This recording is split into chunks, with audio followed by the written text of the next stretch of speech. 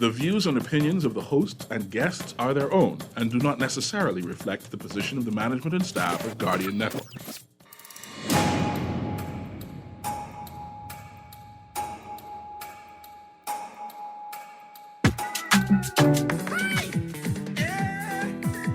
Boy, this push music sweet, eh?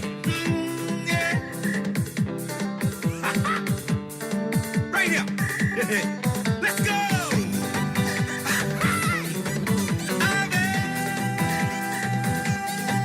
I'll be back. He on the attack. Move out of my way. Hey, hey. Come Sullivan, ducks in the pond. These gals out here like grass on melon. And let me tell you one thing, eh? I ain't going home. No, I ain't going home. Good morning this morning and welcome back to Guardian Radio 96.9 FM, your station for fresh news, smart talk all day. It is Monday the 28th of February 2022 and you are on the clock with Erin Greene. On the clock we engage organizations, institutions, social and cultural leaders and ordinary people to better understand the impact of public policy, private sector development, and emerging social and consumer trends. On the clock, we have conversations that help us understand and navigate a rapidly changing Bahamas. Well, welcome back. It's Monday. That means you are tuned into this week's episode of The Bahamas, and so much has gone down in the last week. If you want to join the conversation, you could text us on the Guardian Radio text line. That's 422-GR96. That's 422-4796, powered by BTC. Standard text rates apply. Or you could call us at 323-623 or 6232 or 325-4316 or 325-4259. Let me repeat that. That's 323-6232, 325-4316 or 325-4259. I'm going to go through the list of things that I have documented in this past week, and I've been watching, I've been observing. But before we get there, just a couple of housekeeping matters. I got to say happy birthday to a whole bunch of people. But let me start with happy belated birthdays to, first of all, Carefree Nash, from your family, from On the Clock, and from the Spot family. I want to say happy birthday. I was so pleased to hear in this morning's news a story about the flamingo breeding program, I think taking place at Adastra. I'm pleased to hear it. You know, I just feel less guilty. I in my flamingo cami all weekend, and I was trying to catch a flamingo for my good friend Carefree for her birthday. And so now I don't feel so guilty about teething flamingos. Anyway, happy birthday, Carefree. I want to say happy belated birthday to Akusa Ma'ad, and congratulations on the release of your new book, Haley Stems the Tide. Happy belated birthday to Miss Harris Smith, art teacher extraordinaire. Anyway, happy Earth Day. I say happy belated birthdays to my cousins Gian, my nephew Justin, to Nahaja Black, we missing you still, to CB Moss, and then I got to say happy birthday today to Alexandria Wong, a leap year baby, Orchid Burnside, and my good neighbor Mark Bethel. I hope you guys are having a good day, and you know, police permitting, maybe I could catch everybody a flamingo for their birthday this week. Other housekeeping note, On the Clock has a WhatsApp account and group. On the Clock is looking for top stories and news events, and you can share them with us by adding 1-242-428-0719. That's 1-242-428-0719. Or you can join the On the Clock WhatsApp group by clicking on the invite link you'll find on the On the Clock Facebook account and page. That's right, On the Clock has a WhatsApp account and group. Please share your news, tips, and hot stories with us on WhatsApp at 1-242-428-0719. I got a text here that says, great show as usual, Miss Greene. If we Bahamians have to be drafted to any war, I ain't going because I ain't fighting no war I ain't start. Well, let me tell you what my idea, like how I formed my ideas around nationality and national identity and belonging to a place. When the U.S. Invaded Iraq, when they went into Iraq, my housekeeper pulled all of us, me and my little sister together to the TV and she thought this was something important that we should watch, right? And it was available to us to watch it. Certainly, she had to watch it. And this when I realized, how important war is, even if it's not in your country, it's not in your region, it's not like directly physically impacting you. You don't have to respond to sirens and the potential of bombs dropping around you or nearby. But even then, it is still important to pay attention to be concerned about what is happening with the lives of others around the world. It wasn't until I was much older that I realized how closely connected we all are, even across thousands and thousands of miles. But so my housekeeper gathered us to watch this newscast. They were live, covering the invasion of Iraq. And I said, Joycelyn, if Celindan Pinlin to tell you, it's time to go to war, if war broke out, what you was gonna do? And she looked at me and she said, child, if my Prime Minister Celindan Pinlin tell me it's time to go to war, I go on the beach, as she lived in Andros, when she was younger. I collect in every conch shell, bottle, rock, piece of arsenal, anything that could be used in war, I collect in that and I getting ready. Because my Prime Minister says it's time to defend our country. And that moment for me summed up, like that sort of galvanized and helped me pull together all my ideas about what it meant to not just be Bahamian, that's a part of it, right? But what it meant to be a part of a country, a part of a collective, right? What it meant to belong, and what is required of you, right? What are your obligations to the whole that you belong to? And sort of entrenched in me this fierce commitment or understanding that you have to commit to defending the things that are important to you. When I say that, is I just had a little conversation with somebody, and I wanted to explore the possibility that the Bahamas could be in the same situation that the Ukraine is in right now, right? Because what I see is what they call a proxy war, right? Like, it's two other countries fighting, but they can't fight each other certainly not in their own country. They're not going to take that risk. They're not there yet, their level of aggression. But they fighting each other, just not in their own country. And there are all kinds of different types of engagement, like militaristic, strategic, invasive engagement. You see, the imperialist agenda is very, very strategic, successful. 3 prongs of engagement. The first is cultural imperialism. There's no war. There are no embargoes. There's no money war, right? The larger culture will simply consume the smaller culture.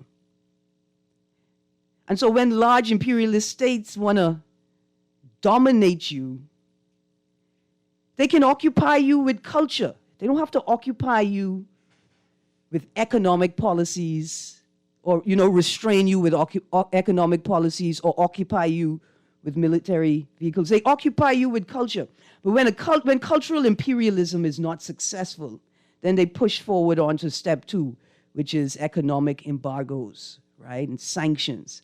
And when step 2 no longer works, then they have to make the decision whether they go into war. But see, this is what's going on in the Bahamas Monday. I just want to point out to people, I may be wrong, but I think it's worth examining.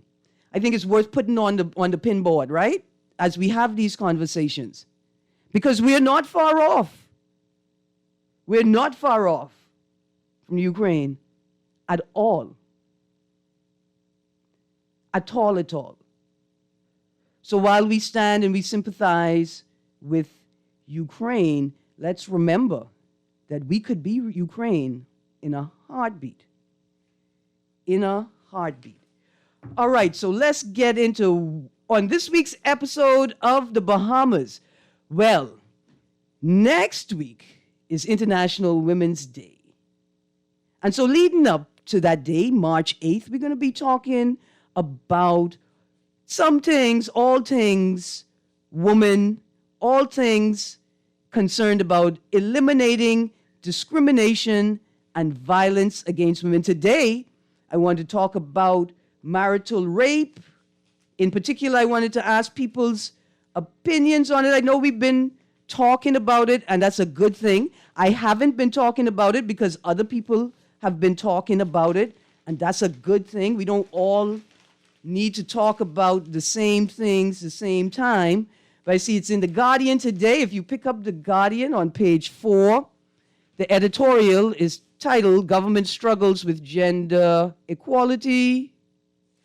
And there's a very, very interesting letter to the editor entitled Women's Groups Unite Against Gender-Based Violence. And one of the things that these women groups are calling for is shelters, accessible shelters for the growing number of abused women and children who need an immediate change of environment in the face of life-threatening violence. So we'll talk about that a little bit. I want to know, how do you feel? Call. It's a safe environment. It's a safe environment. But if you don't feel, comfortable expressing your opinions or having a debate on air, send me a text. Let me know how you feel. I think people have interesting and nuanced responses to the issue of marital rape that they don't necessarily get to share because the spaces that we create for these conversations are very polarizing and can make people feel like they're going to get beat up, marginalized, victimized, or shamed for holding the positions they hold. But I also want to talk about this shelter issue. I think it's very important. And I think that this is something that we, the Bahamian people, can sort of take on without waiting on or relying on the government to take the lead. And as I look at this long list of women's organizations who have endorsed this letter in today's Guardian, I want to say to them, women's groups, men and women concerned with women's advocacy, looking at this list, we have all the things that we need right now to not just create a shelter, but to create a shelter system with multiple shelters, multiple parts in New Providence and on Family Islands, and for multiple purposes. We'll talk about that in a moment. Callers, I come into you right now. Let me just go through the list. I'm not going to give any commentary. Just go through the list of the things to talk about this week.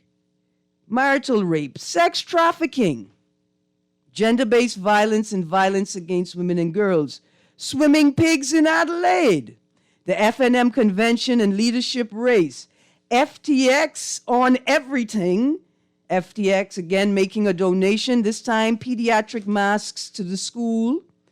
I saw a story in last night's newscast, UB to change testing and vaccine policy, the government questioning or considering increasing the minimum wage, First meeting of CARICOM since 2019, and what are they going to talk about? We have to continue to talk about rising food costs and chain supply issues. And then the government considering scrapping the travel visa. And I want to talk about this because I'm still seeing stories of Bahamians and returning residents who are required to submit or to submit a travel visa or apply for one before returning home. Producer, let's go to that first call. Caller, you're on the clock.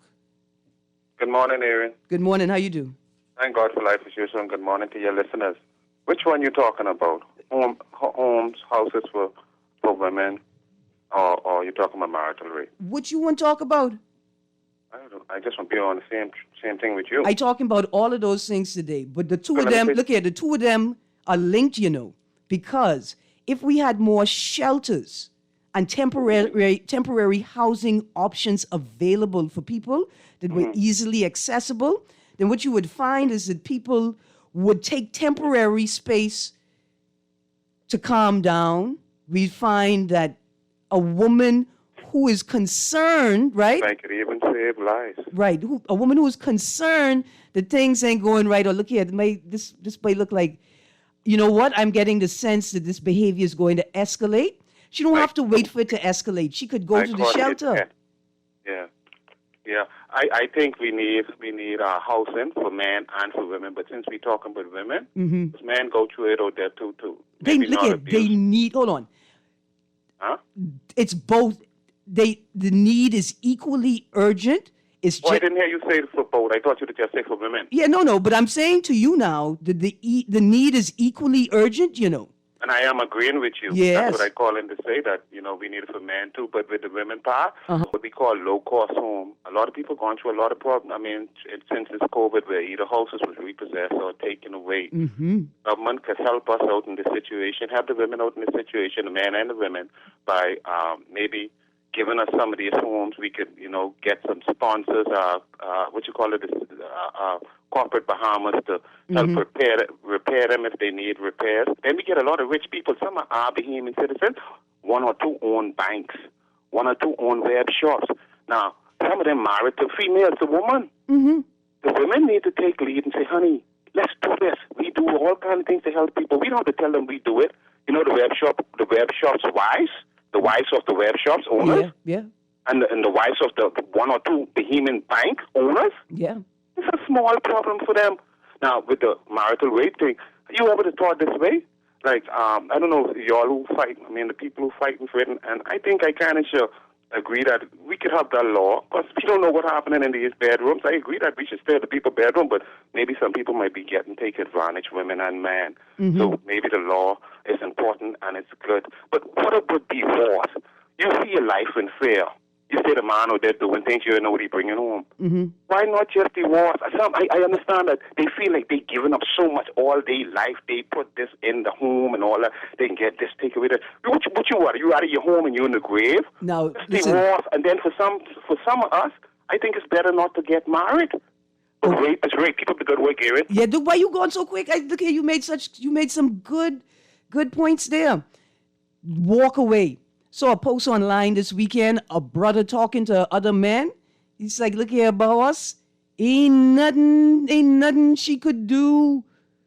When she decide, or when it appears to you as if you're never going to return to the state of sexual and physical intimacy that you once had, right? And you sitting there patiently doing the right thing. You're not begging. You're going to allow your woman to come in her own terms to decide when she will be ready to return to this state of union, right? And if you realize that it is unlikely that that's going to happen, you got to have a real conversation with her about the way forward. And you may have to divorce her. That is true. Now, the point that you made about why people don't just get divorced. See, that is the space in which we have to do more work. Not to say that we have to do work of convincing people that they just have to, get divorced. But to understanding the dynamics, the socialization, the cultural entrenchment and understanding that leads people to not get divorced or to not leave in these instances. The first says if you're a Roman Catholic, you ain't supposed to get divorced. Roman Catholics believe that it was a mortal sin, not a mortal sin, but you will go to hell if you get divorced. So this idea that we think, for some of us think, is so simple. Just divorce him. Just leave him. You asking people to turn away from their faith, from their relationship with their God, right? And so we have to go into those spaces, not to convince people to turn away from their faith or from their God, but to help people devise strategies that can work for them. Another thing is some people, so in that instance, a person may want the relationship to be over, but has decided that they can't do that because their faith tells them. In other instances, people don't want to get divorced. They really believe in this thing, right? And so in that instance, what we can do is we can show them models of people who recover. We can show them models of people who love each other but can't live together, can't work together, and that once they've divorced, they actually develop better relationships. And it's not to say that they develop a better sexual or, intimate relationship, but maybe the actual working relationship, the parental relationship, the co-parenting experience becomes better. Right? And so we got to get into these spaces and have conversations that can broaden people's perspectives and sometimes broaden our own and help them make better decisions for themselves.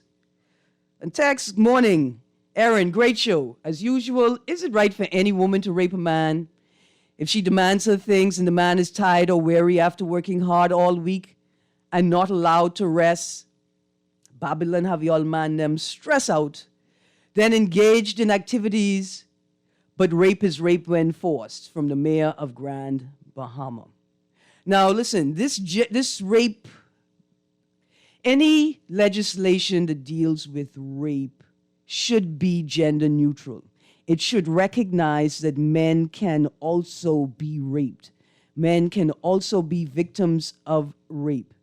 I have to bring in a biologist. I will have to bring in a biologist to talk about this. But we also know that men can say no, and their body will still have a physiological response of arousal, which makes the experience of rape is always horrific. But imagine you sitting in your body, and the same thing happens for women too. You're sitting in your body, you've said no. You've made it clear that you're not interested, but your body responds in the opposite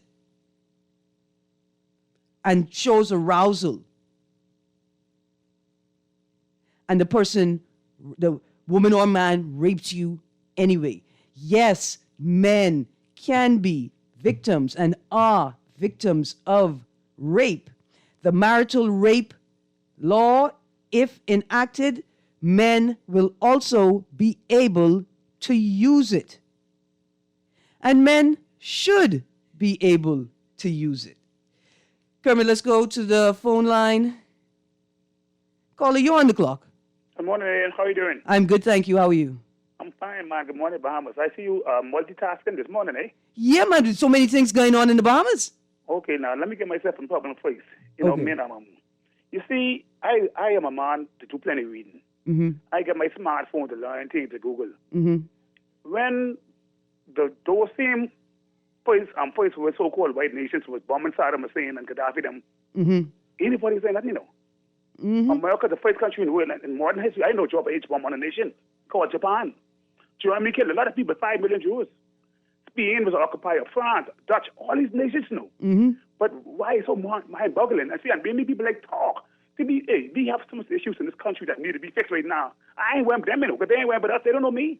The Queen don't know us, The Queen sure don't know us. See, we need to focus on building houses for our people to get in. Mm-hmm. They lock up behemoth persons, lock up my brothers and sisters, whom the people ain't got no place to put them in. These are the kind of things that we need to focus on. We need to focus on discriminating against us men. We can't go and gamble. I can't go get like a handgun, protect my business and protect my family. I can go on and on and on. Bunch of bad management in this country from both there from some PLPs. That's why I keep telling you all the most two people they need to get out of the way. They can do so much disservice to me. My children can't afford to be to land on I don't know problems where they born. When I graduated from school, land and NASA was costing $1,500. So we $3,000. Yeah. Cover about $8,000. You try to buy me to land there now. And you'll be surprised to know these greedy people in this country. See, they need to stop. See, many people be a bunch of mode murderers. All they do is talk, and talking the wrong foolishness. Yeah. I so glad last time and put them kids back in school and face-to-face learning. I know some teachers say, bring the kids to school every day. They have a future. Yeah. These ones who they age 15, 16, 17, they done lost, man. I don't even want to talk to them. They finish. Keep trying to talk to them, man. National youth savers. Keep trying. I know, we do. We need it. And they need it. They need it. And one more thing before I go, Erin, is that I'll bet you a case of bear. If they pass this marital rape laws in this country, we will have the world's largest divorce rate in the history of the Bahamas. And thanks for my call, my friend. Absolutely. Well, maybe that's what we need. Now, we're saying that, actually, what we need is a focus on premarital counseling. Like you said, we need to focus on ourselves. What is the environment that we create? I can tell you how the caller before you, and I tell him, look, this marital rape, the gender-based violence is linked to the shelters and housing issue. The same thing here. These issues are all linked together, and we got to focus on us. Let's get to that next caller. Caller, you're on the clock. Good morning, Ms. Greene. How you doing? I'm good, thank you. How you doing, Sparky? Spark here. Can I get that WhatsApp group number from you again, please, ma'am? Yeah, man, absolutely. The number is 1-242-428-0719. Yeah, I asked that because the last time I called in, I was told by your producer that you don't want me to call your show no more. I don't know why that happened, but I just deal with you on the WhatsApp. I don't know why you said you didn't want me to call your show. That is a miscommunication, Sparky. That's a miscommunication. I'm going to talk to the producers and the team and see what's going on. But I didn't say that. I think it's a miscommunication. You don't watch nothing. You still there? And you had one. Pardon? I know me and Mr. McCartney had an issue, but I didn't know that you and I had one. So no. But you know, I'm more like Muhammad Ali. If just because the leader say we go into war, I would like to know what I go into war for. If I'm going to war to protect my country, for example, if the Cubans decided that they're going to invade the Bahamas, then I need to go. What we going to war for? But I would like my leader to go to war with me. I don't want him to sit up in his palace out in Skyline Drive or up there on the top floor and have a party around the pool every day while I and some fellas going out to protect him and his friends, families, and lovers. If they want me to go to war, you put your gun on your shoulder and your helmet. Give me my gun and my helmet. Let's walk together. Absolutely. Ain't no leader sending me to war while he home in the palace like the Queen and President having a party. Not that. I like Muhammad Ali. If you ain't doing me nothing, what I can fight you for? Thank you. Have a good day. Thank you, Sparky. Thank you. You know, one of heartwarming, it brought tears to my eyes when China took back Hong Kong. You know, once the 100-year lease to Great Britain was finished, and as a process of reclaiming Hong Kong was taking place, thousands of Hong Kong residents, students, advocates were protesting, and is still protesting. It's still an unsettled situation, no doubt, in Hong Kong. But what happened is the older generations of Hong Kong people, residents, stood up and joined the young people and stood in front of the young people, said, we're going to join you. Not only are we going to join you in this battle, but you have a life to live, and we have lived our lives already. And so we come to stand with you to protect your future. And you know, after Fukushima, hundreds and hundreds of elderly Japanese people came together and said, look, we're prepared to go in to these areas to do the work, the cleanup work. Because young people, you all have your lives to live. And we've lived our lives. And so, we're willing to do this for you. And so to the old men that send young men and boys to war and young women and girls to war, put on your tennis. Pick up your beer bottles and your conch shells. Because in the Bahamas, we ain't sending nobody cheering to war and ain't going to fight over them. In front of them, before them. They're not my generation of Bahamians. If we go to war, we going with you. Anyway, let me get to let me get to this phone. Caller, you're on the clock. Still there, caller? Erin, good morning. How you doing? I'm good, thank you. How are you? Doing great. Enjoying this conversation. Erin, marital rape law. Let me try to put a couple things into context here so the wider public perhaps can also join the conversation. It seems that it is relatively accepted that it is easier to get married than to get divorced in this country.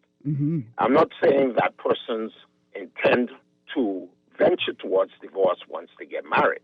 Unfortunately, that seems to be a side effect when you have persons entering marriage who are only there for richer, for health, and the other positive stuff. But when the negative stuff comes around, all of a sudden they can't accept it and they want a way out. There are many persons here, I believe, in these marriages, in many marriages, who would like to get out, but the laws on the books do not allow them an easy avenue to get out of some of these marriages. For instance, I know for quite some time many persons have been asking whether the law irreconcilable differences could be passed in our jurisdiction. However, it seems as if no court, no judiciary wants to even consider or pick that up to include it into the act. Whereas if a person has irreconcilable differences with their spouse, that they can easily get out of their marriage. Yeah. And in essence, what I'm saying is I think there's a lot of work that has to also be taken in consideration as it regards to the current laws that regards marriages in this country. They're not being addressed. And I think until that time comes, this marital rape that they intend, law that they intend or want to implement, I think it's going to be a bone of contention for many persons, especially the men. Because right now, in closing, let's look at the laws on the books right now. Many of them, or the majority of these laws, are pre-1973, 1967. There's been no true amendment or updates to any of our laws, really in our Constitution or on the books. And until we get serious about these things, then don't expect the general public to really buy in to what it is, because a lot of men today, and closing on my last point, a lot of men feel that a lot of the laws on the books really is an affront for, you're talking about justice for men? There's no true justice for men. Everything is skewed either to the women or to children. And thanks for taking my call. Absolutely. Look here, there's plenty to agree with and plenty to agree with and some to disagree with, and that's always a good thing. The most important thing is this: we need to create a space to talk about the laws and the issues that they attempt to govern, and how we feel, and how our socialization around these issues have changed. Because look here, you so right, and sometimes I so wrong. We got to keep this conversation going on. And right after the break, I'm going to get to these texts, a lot of texts. I'm going to get to them. So stay tuned to Guardian Radio 96.9 FM. We'll be right back.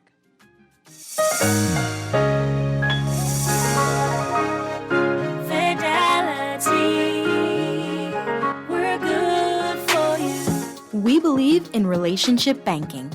We take pride in getting to know our clients. You have access to knowledgeable, approachable ambassadors and financial coaches so that we can recommend the best product for you. At Fidelity, we care about you. From your financial health to your physical health, we can relate to you because we're just like you. Come and start your relationship banking experience with us today. Visit us online at fidelitygroup.com. Visit any of our branches in Nassau or Grand Bahama, or phone 356-7764 in Nassau or 352-6676 for Freeport.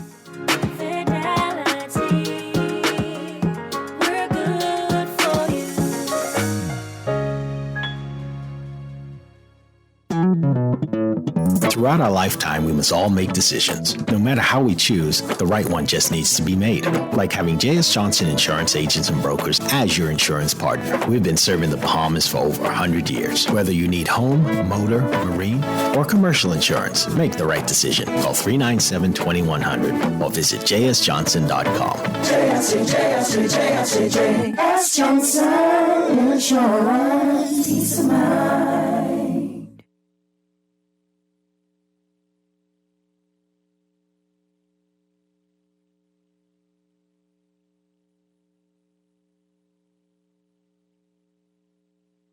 They say, ha,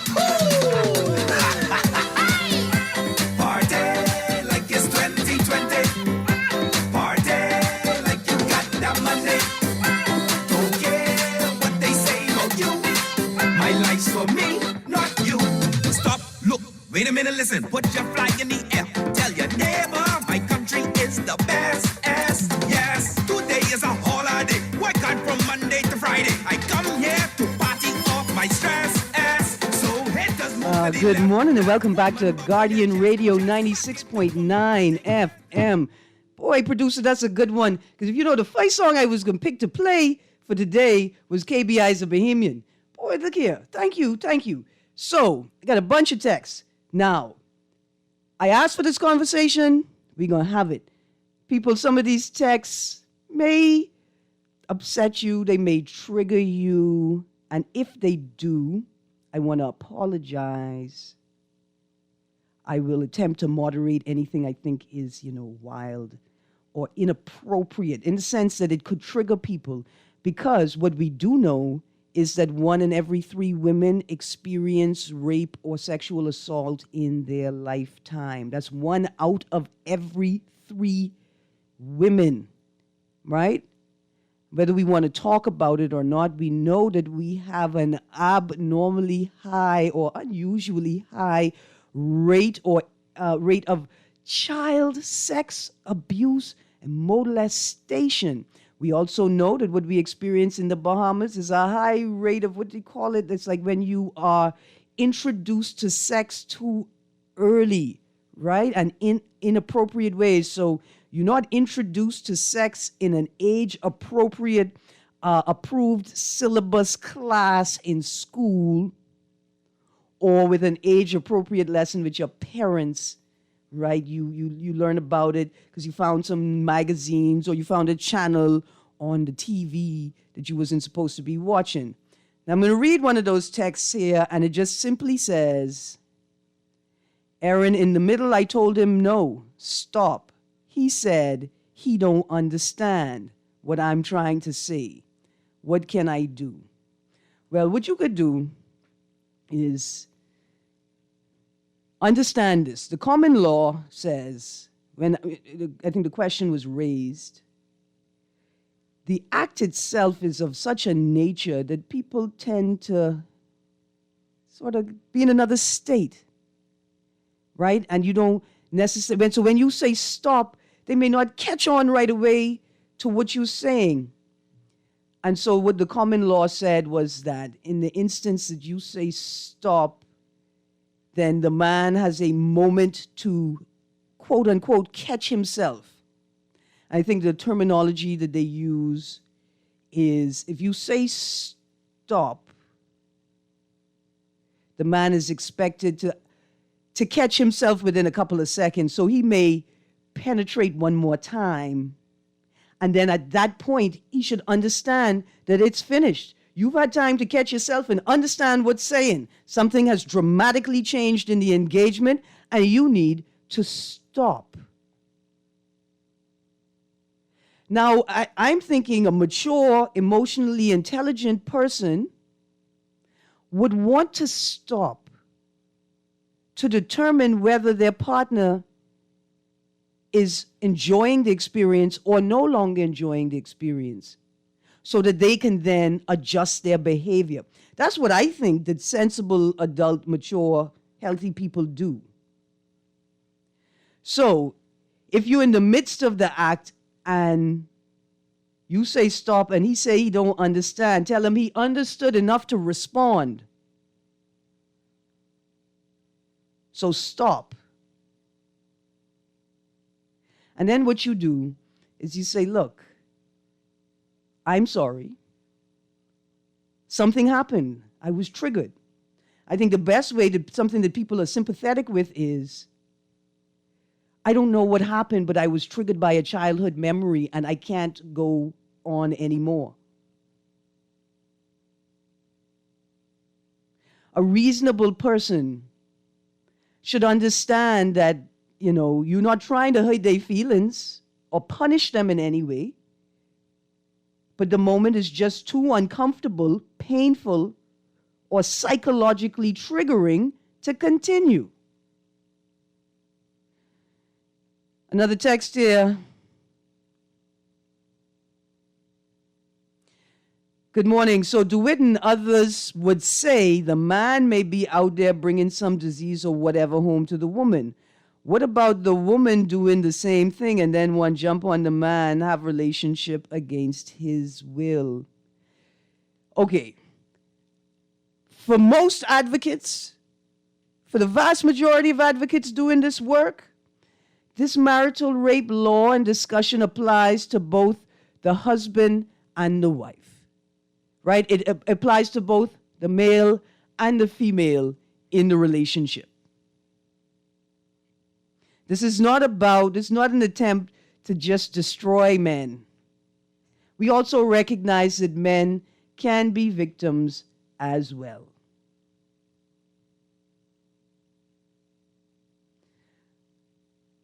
Another text.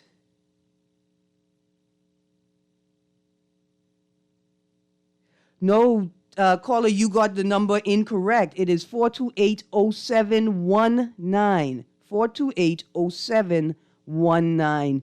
You transposed the one with a 4. That's okay. Try again. Text here says, yes, Roman Catholics do not believe in divorce. Thus we must pray to Almighty God for a lifetime mate, and Jehovah God will answer. Be patient, and Jehovah God will provide, and continue to seek God from the mayor of Grand Bahama. Now the text, Ms. Greene, FNM, or nothing. FNM. Buddy, today was almost going to be a FNM convention and leadership race discussion and nothing else. The FNM has completed the leadership transition process. I'm hoping to see a publication of the full results so that the FNM could begin to shift their internal party culture and better align with the culture of honesty, accountability, and transparency that they promised to govern on in their 2017 administration. That would be great. Also, a little birdie told me that the viewership for the FNM race online seemed to be low. And it leads me to ask the question of the new board. You're looking little Frank Sinatra, Sammy Davis Jr.-ish. What is the new mandate for the FNM? What is the idea that will drive the party into the future and potentially into the helm, into the leadership of the country again?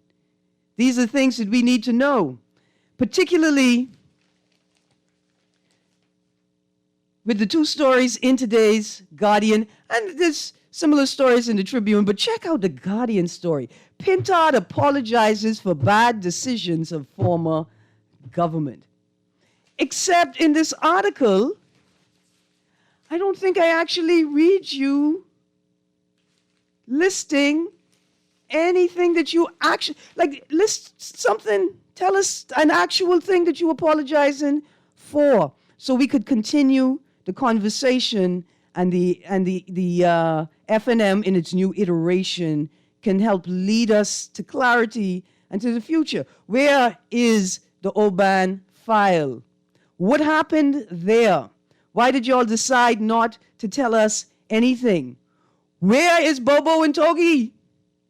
Who is selling fish to the FNM now?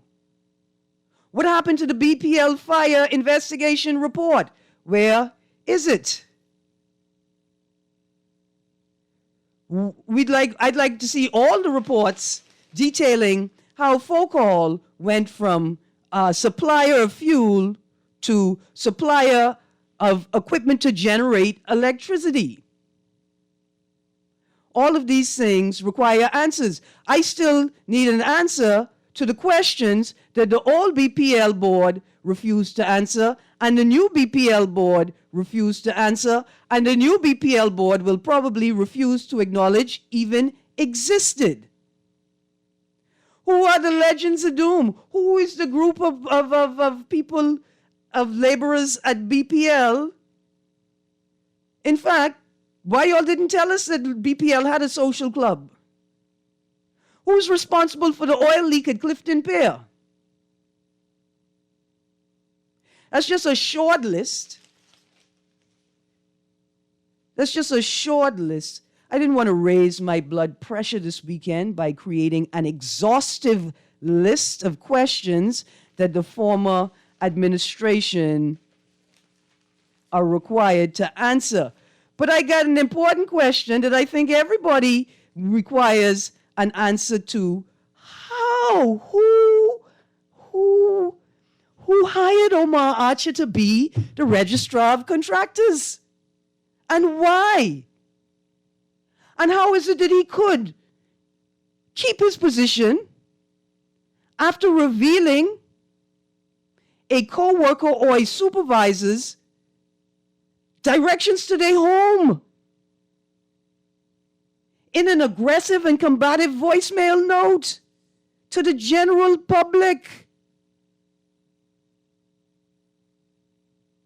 We still need an answer to what's going on with BPL. BTC. I don't care who sold it. I don't care who sold it. We still need an answer to that. There's just so many things that you have to answer to before we could accept your apology, Mr. Pintard. I don't think I have enough time, but there was one eloquent piece of writing here. I'd like to call it political rhetoric. It was just so pretty and beautiful. You could find it in today's Guardian. Pintard is quoted, "We made some decisions that resonate in entirely the wrong way." One thing I will say, sir,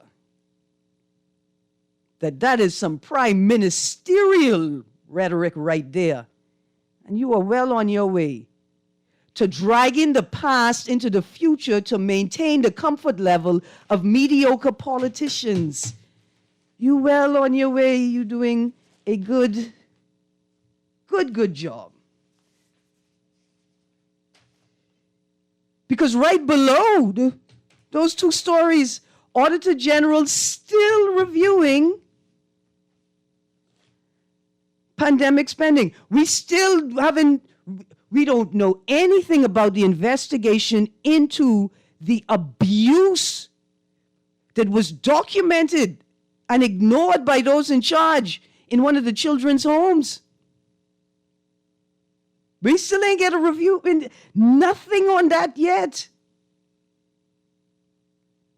And the list goes on. Got a text there, "Good morning, with this marriage rape situation, please speak to the false report on rape report and address the men who went to prison on false rape reports." Okay, so we also need to look at the data, right? We need to look and compare the number of married men who would have been charged with rape and gone and been convicted and claiming that they're innocent, and the number of unmarried men. And we need to assess both of those numbers we have a problem with married women claiming that their husbands raped them, or if we have a problem generally with the way that we engage these issues. And then, most of all, I tell you, then we have to sit down and ask ourselves, how is it that we have come to this state where it appears on the surface, or it seems as if the laws disproportionately or unfairly advantage women in these instances? Because what we may find is that the law has attempted to right a wrong, but that wrong no longer exists. And so the law needs to be rewritten. It's the same way that we only charging people $10,000 for killing a whole human, right? And like the story where a driver was only charged $400 for killing a young Haitian child on the side of the road. Text goes on to say, in the same new rape bill, why they don't remove the law where when a man marry a woman, please demand them to move the mandatory woman entitled to half of the man's assets. Boy. I'm married. So I can't give my opinion on that one, but that's something that you all men and women who intend to marry each other need to talk about. Are you able to get a prenup in the Bahamas? Are you able to get a prenup?